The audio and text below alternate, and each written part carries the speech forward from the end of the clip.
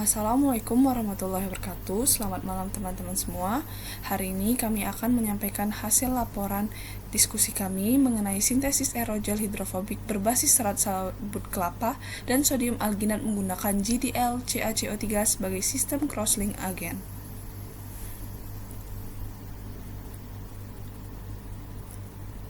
Baiklah, selanjutnya adapun anggota kelompok kami yang pertama ada Satria Halifah, kemudian ada saya sendiri Siti Aisyah dan Inayah Khalisah Rasya.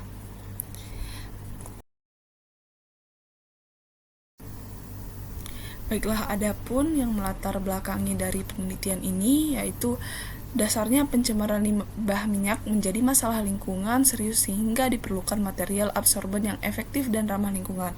Nah, penelitian ini memanfaatkan sabut kelapa sebagai biomasa kaya selulosa untuk pembuatan aerogel hidrofobik dengan bantuan sodium alginat, CaCO3 dan GDL sebagai pembentuk struktur gel. Nah, metode freeze drying digunakan untuk mempertahankan struktur pori aerogel, sedangkan modifikasi MTMS dilakukan untuk meningkatkan sifat hidrofobik dan kemampuan absorpsi minyak. Dan penelitian ini bertujuan menghasilkan aerogel berbasis sabut kelapa yang memiliki kapasitas serap minyak tinggi, stabil, dan juga dapat digunakan ulang.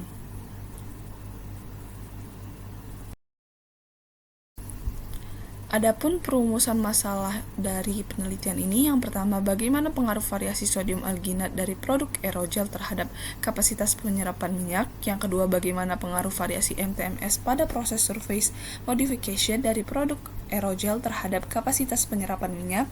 Yang ketiga, bagaimana pengaruh MTMS terhadap pembentukan gugus fungsi dalam produk aerogel. Dan yang keempat, bagaimana pengaruh MTMS pada proses surface modification terhadap struktur morfologi permukaan produk aerogel.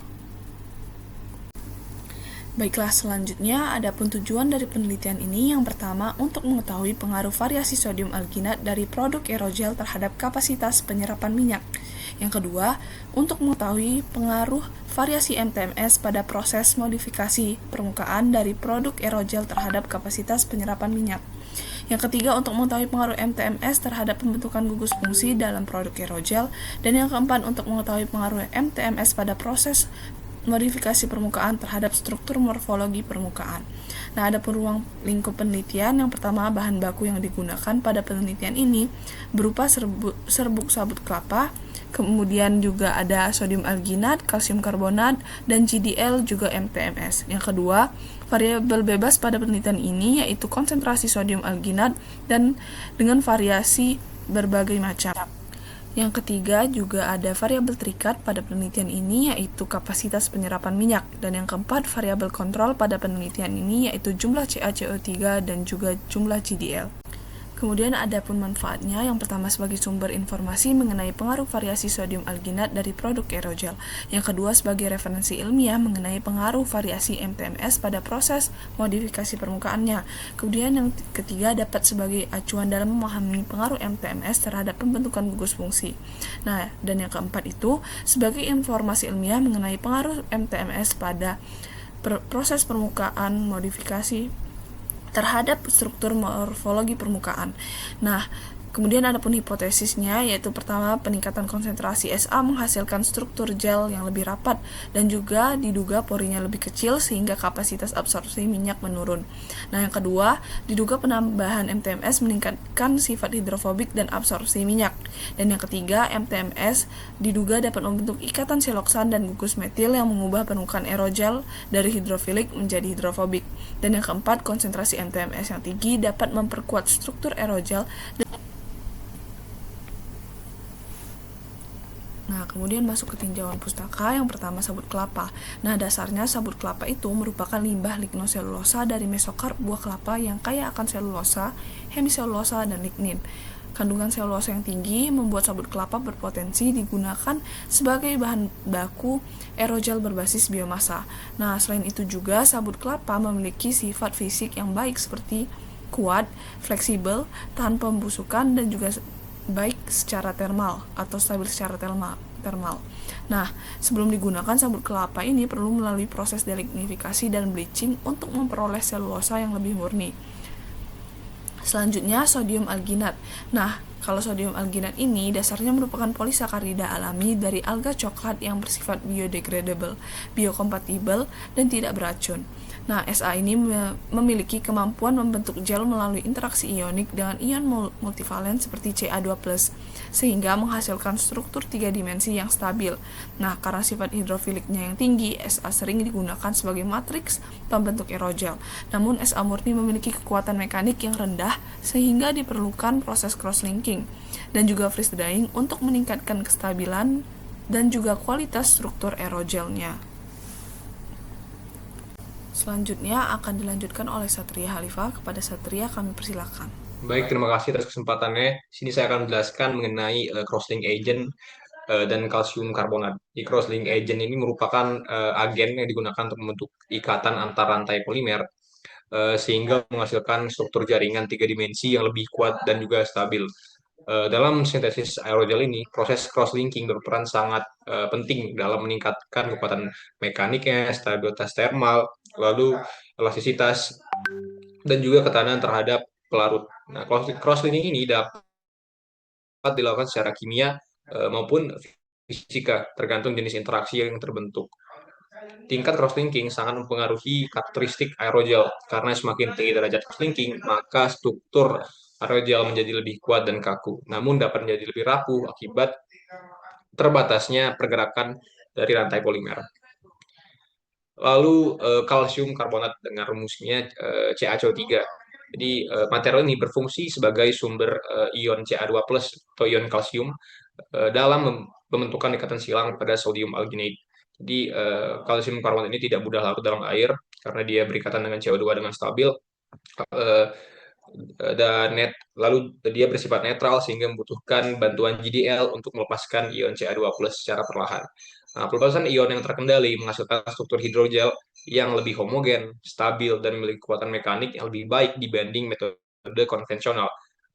Selain itu, ukuran partikel CaCO3 yang kecil ini membantu distribusi ion kalsium lebih merata dalam struktur aerogel.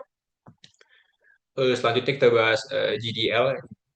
Jadi GDL ini merupakan senyawa ramah lingkungan yang berfungsi menurunkan pH secara perlahan melalui proses hidrolisis.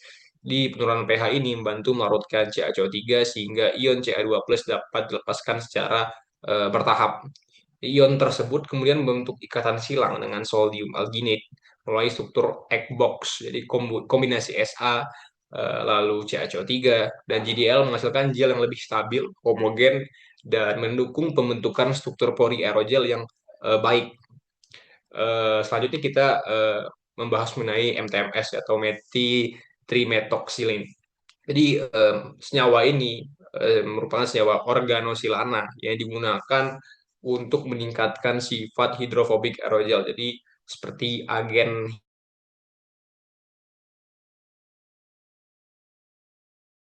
hidrofobik sehingga permukaan material berubah dari hidrofilik menjadi hidrofobik. Jadi gus metil pada MTMS ini membantu menurunkan energi permukaan sehingga aerogel menjadi tahan air dan lebih selektif untuk menyerap minyak zat minyak, senyawa-senyawa minyak.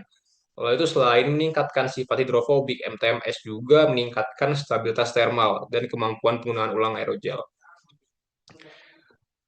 Eh, kita lanjut ke aerogel hidrofobik. Jadi kita bahas aerogel hidrofobik. Jadi dengan sintesis sebelumnya didapatkan aerogel bersifat hidrofobik. Jadi material ini merupakan material yang sangat ringan, bisa dibilang ultra ringan dengan porositas tinggi dan luas permukaan yang besar, yang telah dimodifikasi agar mampu menolak air dan menyerap minyak secara selektif.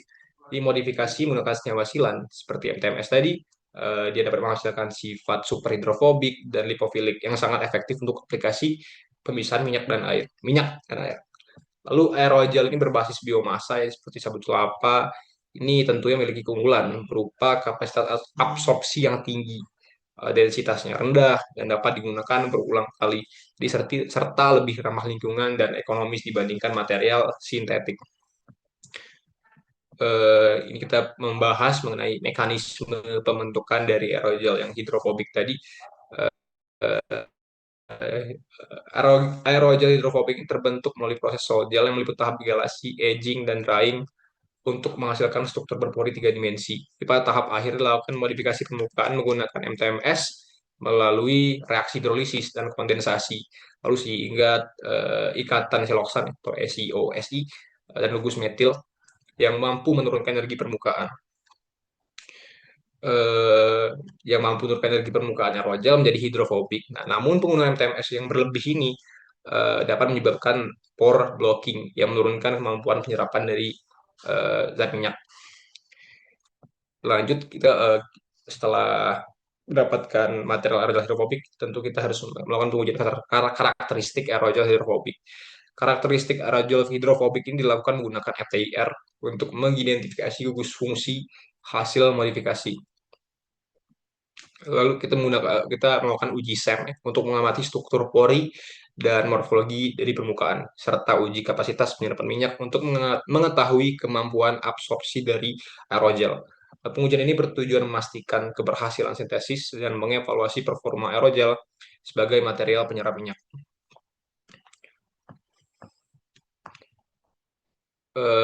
Lalu penelitian terkait penelitian terdahulu ini menunjukkan bahwa aerogel berbasis biomasa ini memiliki potensi tinggi sebagai material penyerap minyak dan polutan.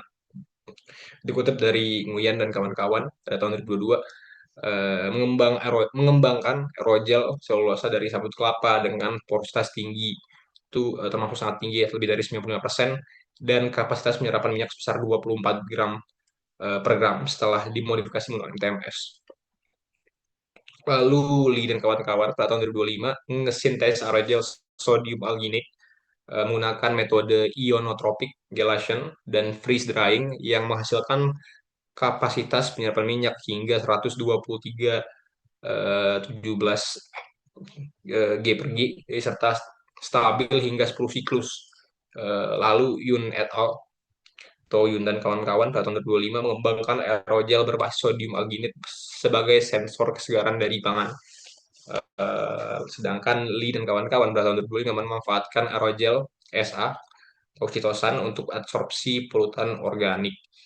Adapun juga penelitian lain oleh Nowak dan kawan-kawan pada tahun 2022 menunjukkan bahwa aerogel yang berbasis MTMS memiliki sifat hidrofobik dan stabilitas termal yang baik.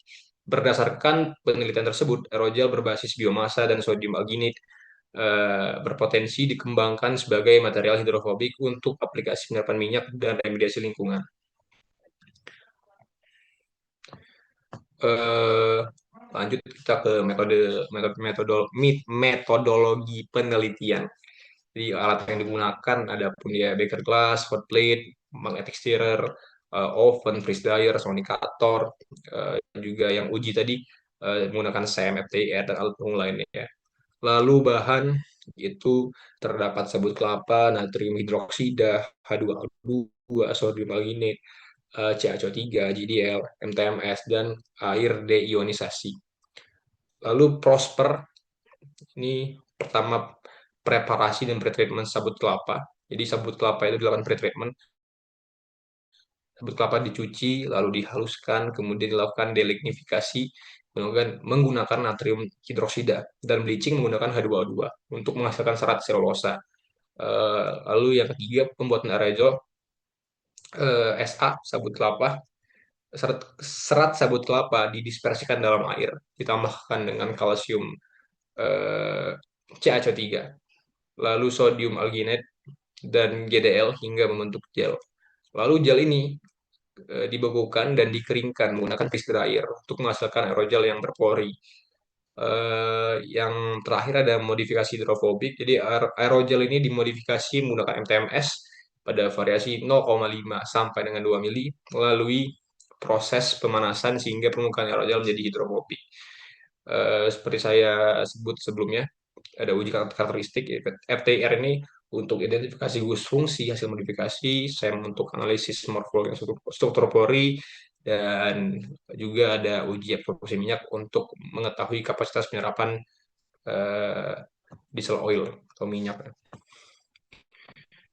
Lalu kita membahas hasil dari penelitian, didapat bisa dilihat dari tabel, terdapat kapasitas penyerapan minyak di variasi sampel menunjukkan pengaruh komposisi sodium alginat dan MTMS terhadap kapasitas penyerapan minyak aerogel. Nah,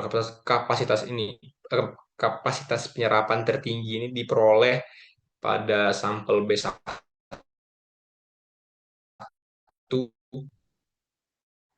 sebesar 288,10% dengan massa awal 0,1974 gram dan massa akhir 0,7661 gram.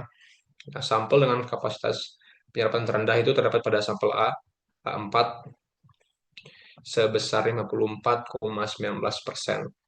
Terus secara umum peningkatan jumlah MTMS yang terlalu tinggi menyebabkan penurunan kapasitas penyerapan akibat kemungkinan terjadinya pore blocking atau pada struktur aerogel. Hasil ini menunjukkan bahwa komposisi optimum diperlukan untuk memperoleh keseimbangan antara sifat hidrofobik dan keterbukaan pori aerogel. Sekian yang bisa saya sampaikan. Saya eh, saya serahkan pada rekan saya selanjutnya, Inaya. Oke, terima kasih. Saya akan melanjutkan pembahasan yang telah disampaikan oleh teman saya tadi. Jadi, bagian saya ini adalah proses sol gel pada pembuatan aerogel hidrofobik. Nah, jadi kalau aerogel pada penelitian ini dibuat dengan metode sol gel yang gunain sistem gelasi internal. Jadi prosesnya itu dimulai dari CaCO3 yang berperan sebagai sumber ion Ca2+, sedangkan GDL-nya itu mengatur supaya ion tersebut tidak langsung terlepas semua sekaligus, melainkan secara bertahap. Nah, ion Ca2+ ini juga yang terbentuk kemudian bereaksi dengan sodium alginat hingga terbentuk struktur egg box yang seperti yang ada di gambar ini. Nah, semacam jaringan 3 dimensi yang menjadi kerangka utama aerogel. Serat sabut kelapa yang sudah melalui proses bleaching juga ikut berperan di sini. Jadi karena gugus OH itu pada seratnya mampu berikatan dengan alginat, jadi melalui alginat melalui ikatan hidrogen, kombinasi keduanya inilah yang membuat aerogel memiliki porositas tinggi dengan distribusi pori yang lebih merata dan struktur yang lebih stabil. Next.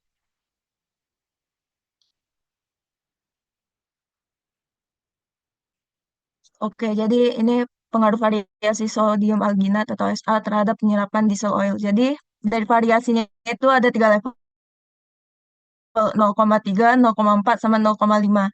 Secara umum pembahasan SA itu membantu memperkuat jaringan gel dan kestabilan aerogel. Namun dari ketiga variasi tersebut ini, SA yang 0,4 gram itu memberikan hasil yang terbaik dengan kapasitas penyerapan diesel oil sebesar 288,10% ini. Nah, terus itu pada kondisi ini keseimbangan antara kekuatan struktur, ukuran pori, dan konektivitas pori tercapai dan baik. Ketika SA-nya dinaikkan ke 0,5 gram, jaringannya terbentuk itu justru terlalu rapat, ukuran porinya juga mengecil, dan kapasitas serapnya juga menurun. Dan ini juga menunjukkan kalau bahwa penambahan SA itu ada batasnya, melewati titik optimal malah jadinya kontraproduktif. Next. Ini variasi MTMS terhadap kapasitas penyerapan diesel oil juga sama. MTMS digunakan untuk modifikasi permukaan aerogel. Jadi agar bersifat hidrofobik, yaitu nolak air, sekaligus menyukai minyak. Nah, mekanisme itu adalah dengan membentuk gugus siloksan dan gugus metil, ya CH3 itu. Nah, pada permukaan aerogel. Jadi dari 4 variasi yang diuji, yaitu 0,5, 1, dan 1,5 dan 2 mili, itu kapasitas penyerapan tertinggi justru diperoleh pada dosis yang paling kecil, yaitu 0,5 mili dengan nilai 288%. Nah, pada kondisi ini permukaan aerogel itu sudah cukup oleofilik. Pori-porinya juga terbuka dan aliran minyak ke dalam struktur tidak terhambat. Nah, sebaliknya ketika MTMS ini ditambahkan terlalu banyak, sama juga kayak yang sebelumnya, itu malah lapisan siloksan yang terbentuk menjadi terlalu tebal dan mulai menyumbat pori, sehingga performa serapnya justru menurun. Next. Oke, untuk karakterisasi FTR, jadi untuk memverifikasi apakah modifikasi MTMS ini benar-benar mengubah sifat permukaan aerogel, itu dilakukan analisis FTR. Nah, jadi sebelum coating itu spektrum aerogel itu didominasi gugus hidrofilik seperti OH, COO, dan CO, yang berarti permukaannya itu masih bersifat suka air. Setelah coating MTMS, intensitas pita OH-nya itu nurun dan muncul gugus-gugus baru seperti SiCH3, SiOSI, dan SiOC. Nah, ini nandain bahwa modifikasi permukaan berhasil dilakukan. Sampel terbaik itu dan penelitian ini yaitu B1 dan komposisi SA-nya 0,4 gram dan MTMS-nya 0,5 mili yang mencatat sebesar penyerapan tertinggi sebesar 288,09%. Next. Oke, ini karakterisasi morfologi aerogel dengan SEM. Nah, SEM ini gunain untuk ngelihat langsung bagaimana bentuk dan struktur pori aerogel secara morfologi. Jadi modifikasi pori pori-pori aerogel itu cukup besar namun ukurannya itu tidak seragam. Setelah di coating juga pakai MTMS, porinya itu jadi lebih kecil dan lebih seragam. Sementara dinding porinya itu tampak lebih tebal. Nah, artinya itu MTS itu tidak hanya bekerja di level kimia permukaan. Meski begitu, tetap perlu diperhatikan bahwa MTMS yang berlebihan bisa menyumbat pori dan mengurangi kapasitas terapnya. Nah, jadi harus konsisten dengan temuan pada slide yang sebelumnya tadi dibahas. Next. Oke, ini untuk kesimpulan dan saran. Jadi kesimpulannya itu variasi sodium alginat itu mempengaruhi struktur pori dan kapasitas penyerapan aerogel.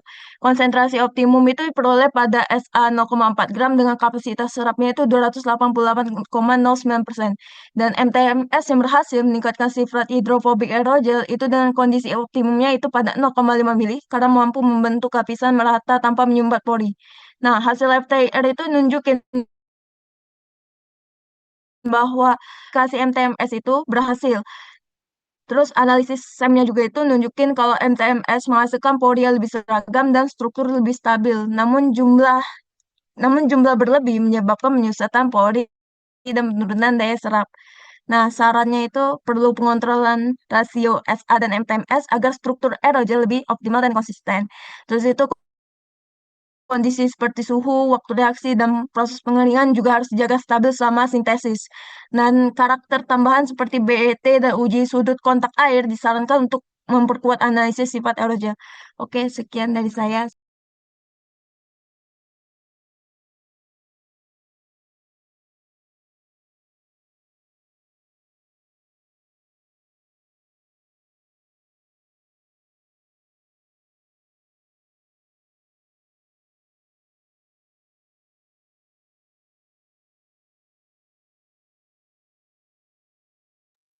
Baiklah, izin saya Muhammad Afaladi dari kelompok 9 akan bertanya.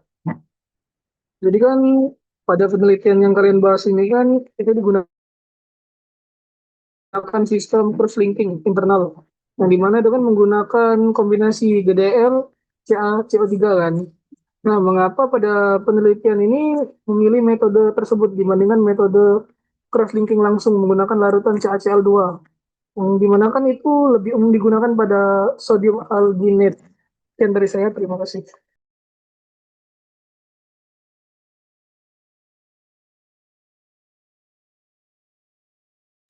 Boleh langsung dijawab atau gimana nih? Saya akan jawab pertanyaan dari Novel Abiyu ya.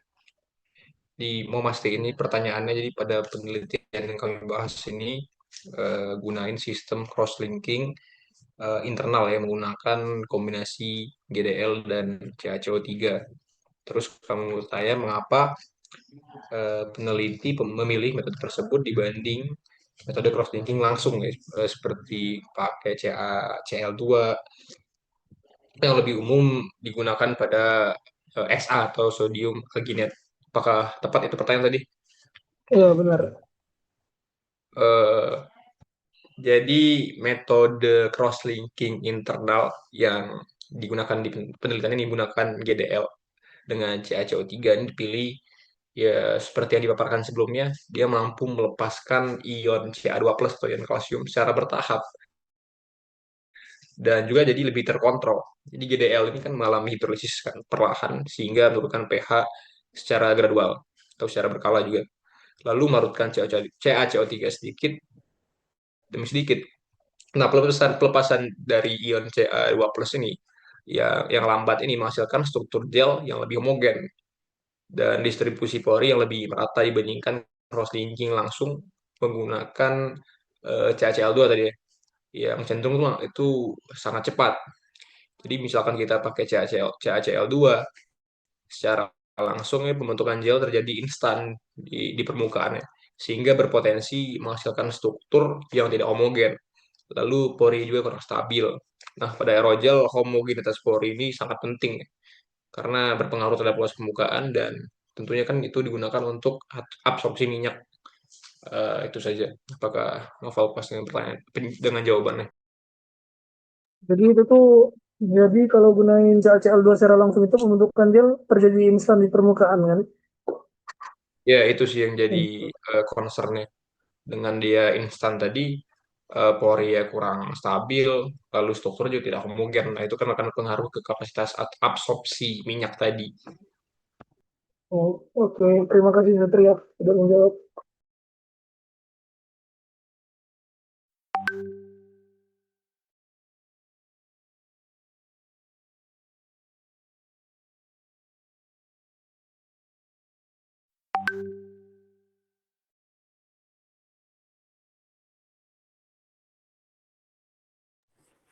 Izin bertanya,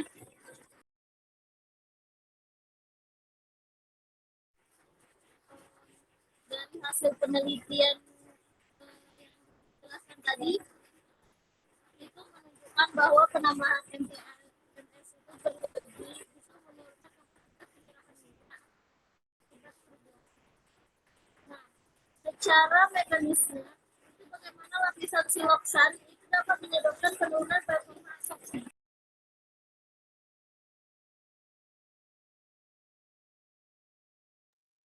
Mungkin tadi kurang jelas ya dari suara Febri, boleh mungkin dari chat, atau nanti bisa kami bacakan ulang pertanyaan.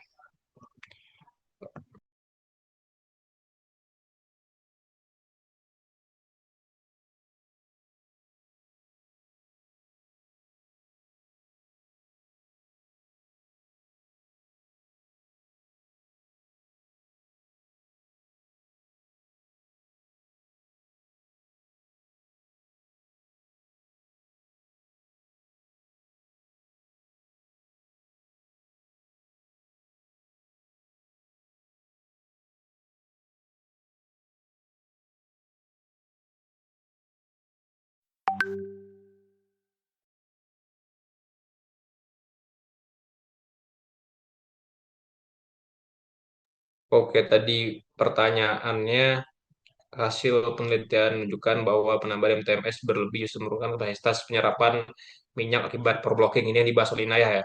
Ini akan dijawab oleh Inaya. Secara mekanistik, bagaimana lapisan siloksan dapat menyebabkan penurunan performa absorpsi. Boleh silakan dijawab oleh Inaya. Oke, saya akan menjawab dari pertanyaan dari Febri tadi. Kalau hasil penelitian itu nunjukin bahwa penambahan TS itu justru menurunkan kapasitas penyerapan minyak akibat port blocking. Secara mekanistik, bagaimana lapisan siloksan dapat menyebabkan penurunan performa absorpsi. Jadi MTMS itu kan mengalami reaksi hidrolisis dan kondensasi yang menghasilkan jaringan siloksan pada permukaan aerogel. Jadi kalau pada konsentrasi optimum, lapisan ini meningkatkan sifat hidrofobik dan olefilik sehingga minyak itu lebih mudah terserap. Nah, kalau kebanyakan jumlah MTMS ini, lapisan polisiloksan yang terbentuk menjadi terlalu tebal dan menutupi sebagian pori aerogel atau yang disebutin tadi pore blocking. Nah, terben- kondisi ini disebut pore blocking, akibatnya itu jalur difusi fluida itu kan jadi terhambat. Konektivitas porinya juga nurun dan luas permukaan efektifnya untuk absorpsi minyak itu juga berkurang. Nah, karena itu kapasitas serap justru menurun meskipun sifat hidrofobiknya meningkat. Oke.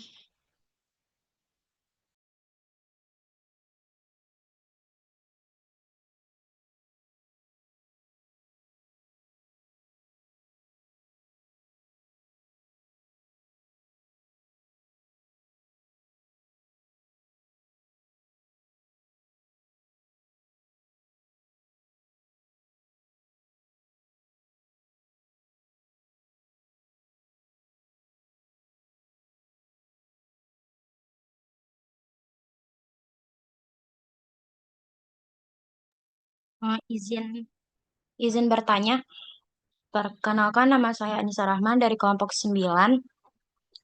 izin bertanya, pada proses freeze drying yang udah dimention tadi, gimana sih pengaruh laju pembekuan terhadap struktur pori aerogel yang terbentuk? Apa pernah dipertimbangkan bahwa ukuran kristal es itu dapat mempengaruhi distribusi pori dan performa dari absorpsi minyak?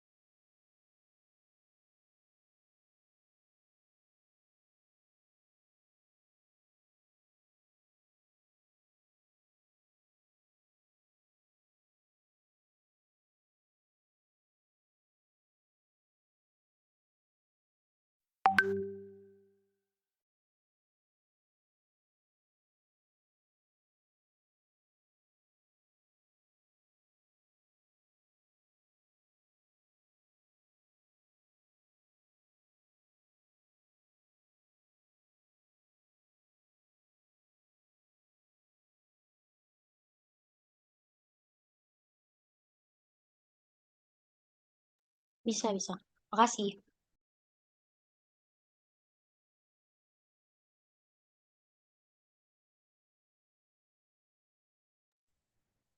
Aku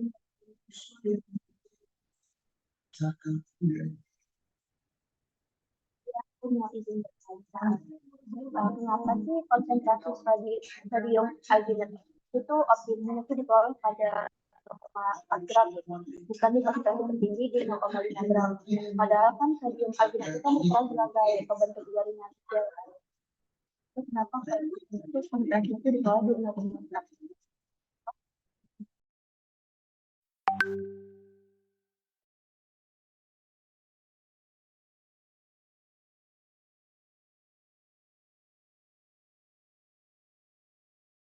Ya, sepertinya dari Aprilia Dwita Maharani sinyalnya terkendala jadi kurang jelas. Boleh dikirim lewat chat, nanti kami akan paparkan ulang pertanyaannya.